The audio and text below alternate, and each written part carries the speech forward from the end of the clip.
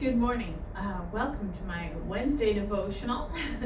Hopefully you are nice and toasty warm wherever you're at. It has now gotten a lot cooler and windy and very fallish around here in the DC area. So that's why I'm actually dressed in one of a warmer kind of dress. But anyway, I hope you guys are doing great. Like I said, this is for our Wednesday devotional. We're on Esther, and we're at a very important plot point. One of my favorite lines, and of course, a very famous verse that comes out of the story. So let's go ahead and get started. Okay, so last week, Esther chapter 4, 10 through 12. I'm just going to recap real fast. All right, verse 10. Then Esther told Hathach to go back and relay this message to Mordecai. Verse 11. All the king's officials and even the people in the provinces know that anyone who appears before the king in his inner court without being invited is doomed to die, unless the king holds out his gold scepter. And the king has not even called for me to come and see him for 30 days. So verse 12. So Hathach gave Esther's message to Mordecai. All right, so that was last week. Remember, Esther's just not feeling right. She's feeling very insecure because the king hasn't even called her for 30 days. And again, that's understandable. That is, the king is her husband, so, that's a problem, right? Maybe he would put her to die, I mean, in those days, that was a real thing, okay? Now, here's the important plot point. These are today's verses, 13 and 14. So Mordecai sent this reply to Esther. Don't think for a moment that because you're in the palace, you will escape when all other Jews are killed. Verse 14, if you keep quiet at a time like this, deliverance and relief for the Jews will arise from some other place, but you and your relatives will die.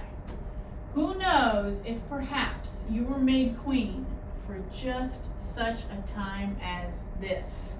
Okay, I double underline this, for such a time as this.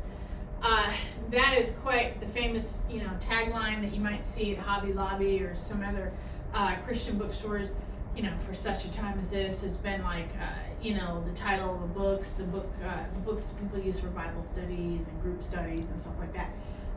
For such a time as this, and this could apply to anybody. You don't have to be a queen, male or female. Now, if ever in your life, and it's also a moment like in the book of Daniel, for the men out there that are watching, Daniel, kind of the same thing, are you gonna bow down to things that are evil just to fit in and just stay quiet? Or were you perhaps made for such a time as this to stand up? Are you there to stand up and fight the injustice, that's going on, that's about to happen, as Jews were scheduled to be terminated, and since in this case Esther, she was a Jew. Now the whole time, remember, prior for the first 4 chapters, Mordecai was telling her to keep quiet about her Jewish nationality, and then flip of a dime, now, if you keep quiet, you're going to die anyway, so we need you to stand up, is really what he's saying. We need you to do something, because she is in a position at this pivotal moment to be in a powerful position to, she in theory has the ear of the king, of course Mordecai doesn't know that, he hasn't talked to her in 30 days, so maybe he didn't like her, and that's understandable, and that's what the Esther was saying before. Hey, what if he doesn't like me, if he's not talking to me? That's understandable. I think a lot of women feel like that. If he's not talking to me, he must not like me. But now Mordecai's got this all flipped around, saying, hey, you're going to die anyway, so you might as well just go ahead and stand up and do something. And he kind of seals the deal with, well, who knows? Maybe you were made queen for such a time as this. There's just sort of another way to drive it home. So, yes, and that's a very key moment. Were you made for such a time as this? Now, we know in all walks of life there's things going on, and God calls certain people for certain things. Even though the mission is clear, not everyone is called for it. There's usually just one person. that was called. In this case, it was Esther. You know, she was specifically called to this mission. You know, and even Mordecai could see, you know, how it all worked out. Vashti got deposed. You know, Esther did really well at the harem. That people were recognizing her, male and female, all saying, "Hey, she's a good one." You know, she just kind of rose through the ranks. You know, was that God? Or now some people could argue, well, she just looked pretty and she was polite. You know, people can argue that, and those things, okay, that's true. But is God in control? Absolutely. He's always in control, even if God's name is not mentioned. As the book of Esther is the only book in the Bible that does not mention God directly. This is just implied. Who knows if perhaps, you know, that was an implication. Did God create this situation? No. I don't know. You got to decide. I think so, but you know, that's me. So, in your life, this is what I want you to take away. Was there something going on?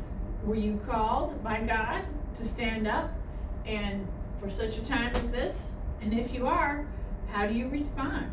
You know, a lot of the time the devil likes to whisper a lot of lies in our ears, especially when God is calling us to something. Now, if he hasn't called you, okay, then keep quiet. That's a different story. But let's assume for a second that God called you to do something, and he's like, hey, you know, nudging you towards it. And then you got the devil in this other ear whispering, oh, you're going to lose your job, or, oh, you know, in this case, the king or your husband or significant other's not going to like you anymore. You know, they're going to ditch you for standing for your principles. You know, this kinds of things. Satan loves to whisper all those, you know, lies of doubt and deceit and everything else, you know, just to, you know, make you feel bad so that you don't do God's calling. You know, so this is a daily struggle for a lot of us Christians. It's tough, you know. So, all right, wrapping that up. So in your life, you see a mission, you know, were you called for just such a time as this? All right, we'll find out. Find out what Esther's response is next week. All right, thank you very much for watching. I hope you guys are warm and safe and doing well, and I appreciate you watching. Thanks so much. All right, bye-bye.